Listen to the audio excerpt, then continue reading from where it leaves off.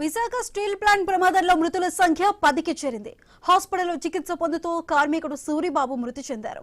ప్రమాదం జరిగిన రోజు 8 మంది మృత్యువాత పడ్డారు. ఆ తర్వాత కార్మికుడు పైడిరాజు హాస్పిటల్లో చికిత్స పొందుతూ ప్రాణాలు కోల్పోయాడు. ఇప్పుడు సూరిబాబు మృతితో మొత్తం 10 మంది కార్మికులు మరణించారు. దీనికి సంబంధించి పూర్తి డీటెయిల్స్ మా ప్రతినిధి రాజు అందిస్తారు.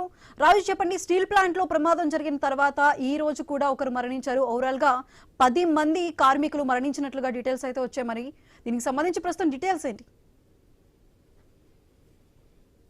అయితే విశాఖ స్టీల్ ప్లాంట్ లో భారీ ప్రమాదం జరిగింది.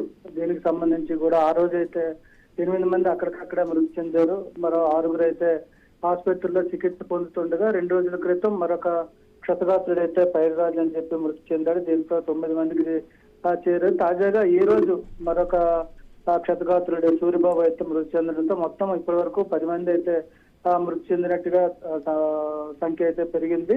ఈ నేపథ్యంలో పెద్దగంచేడికి చెందినటువంటి సూరిబాబు కాంట్రాక్ట్ కార్మికుడిగా స్టీల్ ప్లాంట్ లో పనిచేస్తున్నారు. ఆ రోజు ప్రమాదంలో తీవ్ర గాయాల పాలైన నేపథ్యంలో ఆ రోజు నుంచి కూడా పరిస్థితి విషమంగా ఉందని చెప్పి వైద్యులు చెప్తూ వైద్యాన్ని అందిస్తూ వస్తున్న నేపథ్యంలో ఈ రోజు మృతి చెందినట్టుగా అయితే కొద్దిసేపటి క్రితమే ప్రకటించడంతో అంతా కూడా విషాదం అలవకుంది.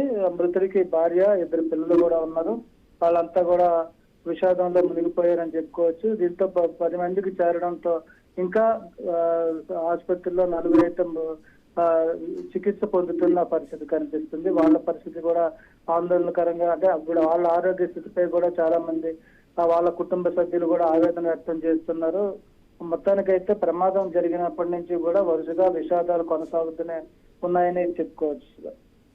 Right Raju, thank you.